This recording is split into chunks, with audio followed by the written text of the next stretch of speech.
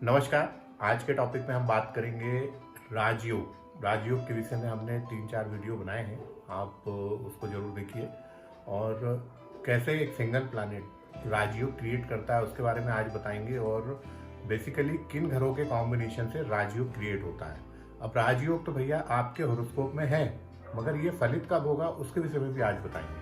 सबसे पहले हम देखते हैं कि ये हमारे पास एक हॉरोस्कोप है। अब ये आपको तो मालूम है कि विष्णु स्थान कौन सा है, 1, 4, 7, 10। लक्ष्मी स्थान होता है 5 और 9। इन दोनों का कॉम्बिनेशन बनने से राजयोग का निर्माण होता है। अब कैसे? जैसे फर्स्ट लॉर्ड का संबंध फिफ्थ से बन जाए, फिफ्थ लॉर्ड से, तो ये राजयोग बन जाएगा। ये पहली कंडीशन है। दूसरी कंडीशन में हम आते हैं, फोर्थ लॉर्ड का संबंध फिफ्थ से बन जाए, फोर्थ लॉर्ड का संबंध फिफ्थ से बन जाए, तो ये भी राजयोग में आ जाता है। फिर हम आते हैं थर्ड पॉइंट पे, सेवेंथ लॉर्ड का संबंध फिफ्थ लॉर्ड से बन जाए। फोर्थ पॉइंट में आते हैं, 10th लॉर्ड का संबंध फिफ्थ हाउस से बन जाए। ये 4 केस इस प्रकार से बन गए। और एक 4 केस कैसे बनेंगे? ये चारों का कॉम्बिनेशन 9 से बन जाए। जैसे फर्स्ट पॉइंट आते हैं, फर्स्ट लॉर्ड का संबंध 9 से बन जाए, 9th लॉर्ड से। सेकंड, फोर्थ लॉर्ड का संबंध 9th लॉर्ड से बन जाए। थर्ड,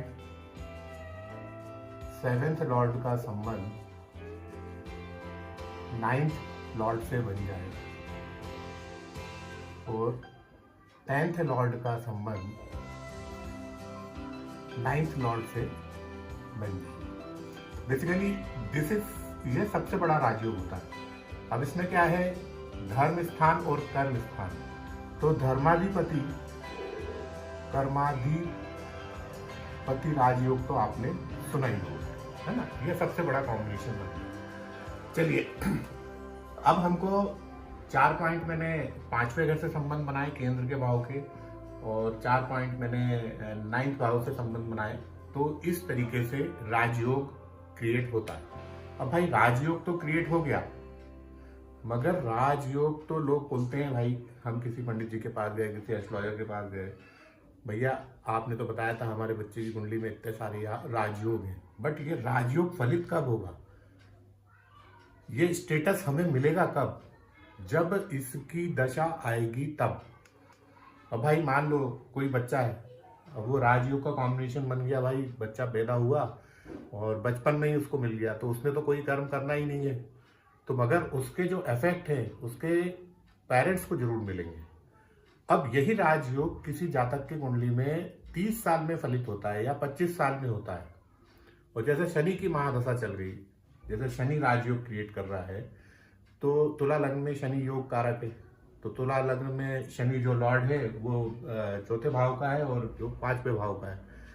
तो अगर ये व्यक्ति की शनि की महादशा चली 25 साल से, तो पूरे शनि के अरसे तक डेफिनेटली इसको एक स्टेटस की प्राप्ति तो होगी। तो इसी प्रकार से अगर आपको सही समय पे सही दशा मिल जाए, तब ये राजयोग का फल आपको ज्यादा मिलेगा। मतलब स्टेटस, ये व्यक्ति को स्टेटस जरूर प्राप्त होगा, अपलिफ्टमेंट लाइफ में इसको जरूर मिलेगा।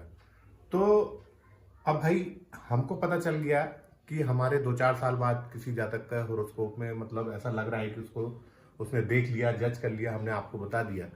अब भाई राजयोग तो बन रहा है, किस हाउस में बन रहा है ये भी देख लीजिए। तो आपने करना क्या है, जिस हाउस से संबंध बन रहा है उस हाउस के प्रति आप हार्ड वर्क आज से करना शुरू कर दीजिए। तो डेफिनेटली जब आप आज से हार्ड वर्क करेंगे, तो आप 20% मेहनत करेंगे तो आपको 100% रिजल्ट मिलेगा, और 100% मेहनत करेंगे तो आपको 200% रिजल्ट मिलेगा। डेफिनेटली ये चीजें वर्क करती हैं। और आज के टॉपिक में हम इतनी ही बात करेंगे। नेक्स्ट टॉपिक में हम धन योग के विषय में आपको बताएंगे। तो चैनल को सब्सक्राइब करना ना भूलें। आज के लिए इतना ही, धन्यवाद।